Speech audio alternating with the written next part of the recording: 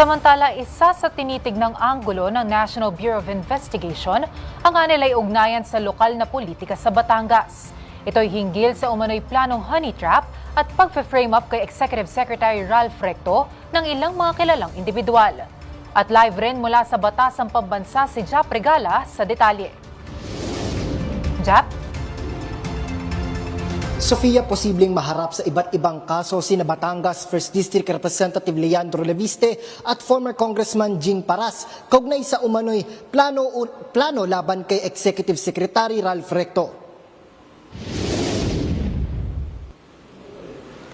Ayon kay National Bureau of Investigation Director Melvin Matibag, maaaring maharap sa mga kasong perjury, obstruction of justice at human trafficking sina Batangas 1st District Representative Leandro Leviste, former Congressman Jing Paras at 4 na abogado na umano'y sangkot sa planong honey trap plot at pag-frame up kay Executive Secretary Ralph Recto.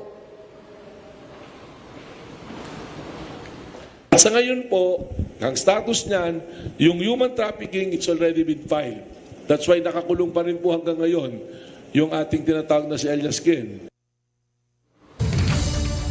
Hindi rin dumalo si Representative Leviste at Paras sa nangyaring pagninig noong nakaraang linggo at nagpadala lang anya ng abogado pero pinatawag muli ng ahensya ang dalawa para humarap sa pagdinig bukas.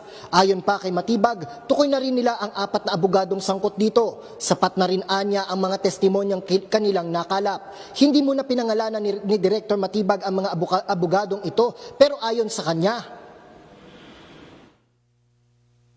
Malaking law office to.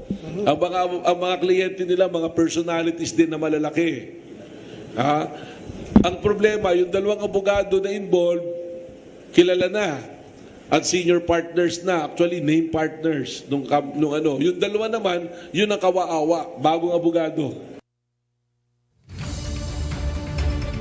hinamon naman ni Matibag si Leviste at Paras. Anya, paano nila itatanggi ang umano'y plano ng mga ito?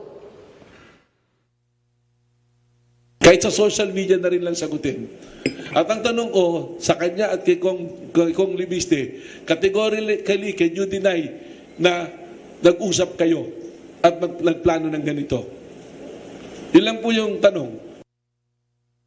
Sa kanilang nakalap na impormasyon, nag-ugat ang planong ito sa umano'y hidwaan ni Leviste at Recto sa lokal na politika sa Batangas. Nasaan na po yan? Sofia, dagdag pa nga ni Matibag ay kumpleto na ang kanilang ebidensya laban kina Leviste at Paras at binibigyan na lamang nila ito ng panahon para sumagot. Mula rito sa kamera, balik muna sa iyo, Sofia.